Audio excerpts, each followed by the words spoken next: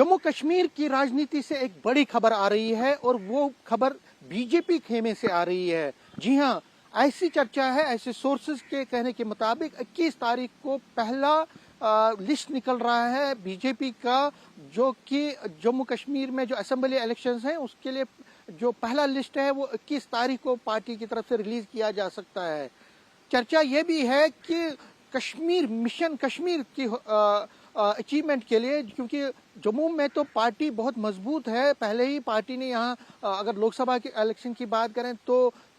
Continuously 14, 19 और अब 24 में लगातार जम्मू और उधमपुर की दोनों सीटों पे चुनाव जीता और इन दोनों सीटों पे पार्टी ने एक अच्छी परफॉर्मेंस दी। हालांकि वोट कम मिले लेकिन पार्टी दोनों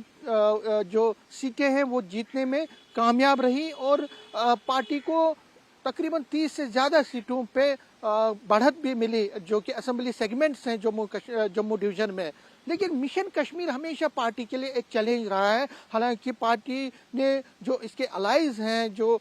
खासकर पीपल्स कॉन्फ्रेंस है, अपनी पार्टी है, इन पार्टियों को समर्थन भी दिया था, लेकिन पार्टी कुछ ज़्यादा नहीं कर पाई और उनके जो अलायंस हैं वो भी कुछ ज़्यादा नहीं कर पाए। बीजेपी ने अपना कैंडिडेट तो नहीं उठाया था लोकसभा इलेक्शंस में, लेकिन जिनको इन्होंने समर्थन दिया वो भी ज़्यादा वोट नहीं ले पाए। देखिए, कश्मीर की अगर हम बात करें तो 47 सीटें कश्मीर की हैं और अगर बीजेपी को 50 प्लस का आंकड़ा पार करना है तो मिशन कश्मीर इसके लिए एक बहुत बड़ा चैलेंज बन के उभरेगा। इसीलिए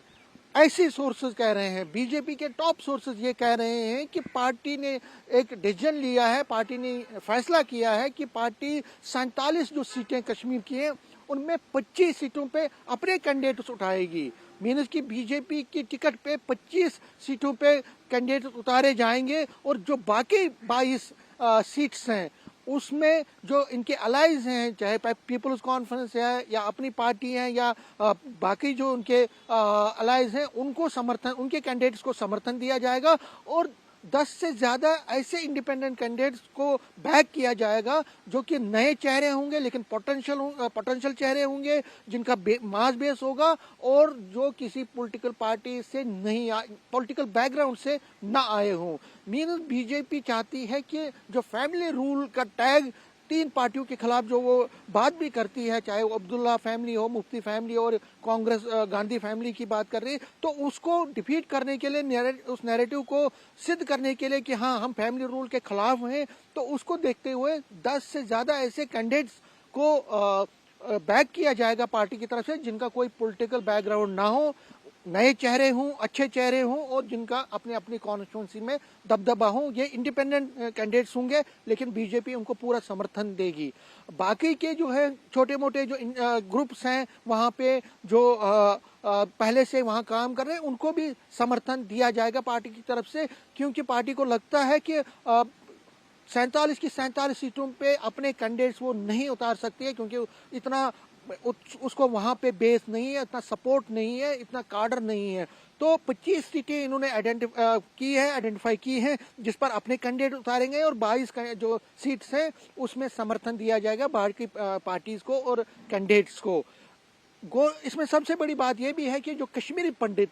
कई लीडर जो हैं, जिसमें हब्बा कदल से पार्टी कर रही है, पार्टी वहां से अपना कैंडिडेट उठा रही है और ऐसी खबरें हैं कि जो अशोक भट्ट हैं वहां पे, जो कि डिस्ट्रिक्ट प्रेसिडेंट भी हैं, श्रीनगर डिस्ट्रिक्ट प्रेसिडेंट हैं पार्टी के, उनको वहां से उतारा जा सकता है। जो हमारे पास खबर है कि बारामूला से सुरेंद्र अंबरदार जो कि पहले एमएलसी रहे हैं, उनको वहां से चुनाव लड़ाया जा सकता है और ऐसे ही कई नॉर्थ, सेंट्रल और साउथ से कई ऐसी और सीटें हैं जिसमें कश्मीरी पंडित कम्युनिटी से ताल्लुक रखने वाले लीडरों को कैंडिडेट बनाया जा सकता है, जहां जहां पे उनकी क्योंकि हब्बा कदल की अगर हम बात करें, बारामूला की बात करें, या कई ऐसी सीट्स हैं जहां पे कश्मीरी पंडितों की एक अच्छी वोट परसेंटेज है, तो उसका फायदा उठाने की कोशिश बीजेपी करेगी। बीजेपी जम्मू डिवीजन में जो 43 सीटें हैं उनमें ज्यादातर सीटों पर अपने ही लोगों को टिकट देगी, लेकिन कोई सीटें यहाँ पे भी हैं, चाहे पुंछ राजौरी में या चुनाव में, जहाँ पे वो कुछ इंडिपेंडेंट कैंडिडेट्स को भी बैक कर सकती है। तो पार्टी चाहती है कि अगर उनके कैंडिडेट्स ना जीते तो, लेकिन जो उनके समर्थक कैंडिडेट्स हैं अगर वो भी वहां से कश्मीर वैली से जीते हैं तो वो बड़ी बात होगी। हालांकि बीजेपी अपने तरीके से 5 से 7 सीटों पर जोर लगा रही है कश्मीर में, जिसमें हबाकदल है, बारामूला है, इसी तरह से गुरेज की सीट है, केरन की सीट है और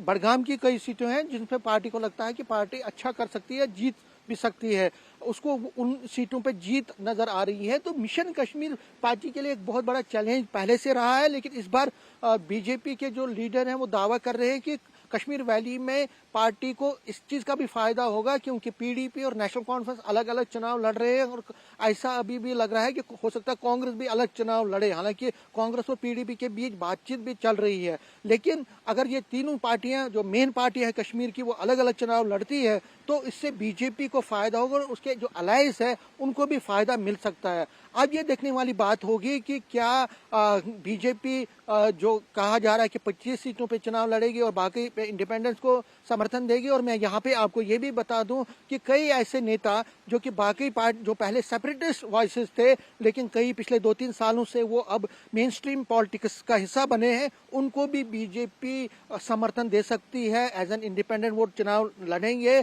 उनको समर्थन पार्टी की तरफ से दिया जा सकता है कश्मीर वैली में। ये एक बड़ी खबर हमारे सामने आई है और अब 1-2 दिन का इंतजार है, उसके बाद सारी तस्वीर साफ होगी। लेकिन इतना तय है कि कश्मीर वैली की अगर हम बात करें तो बीजेपी कश्मीर वैली में ज्यादा से ज्यादा सीटें अपने लिए और जो उसके समर्थक कैंडिडेट्स हैं उनको जितवाने की कोशिश करेगी, ताकि जो 50+ का उसका नारा है या टारगेट है उसको अचीव किया जाए। कैमरामैन नारायण के साथ में समीर भट्ट, न्यूज़ 18 जम्मू।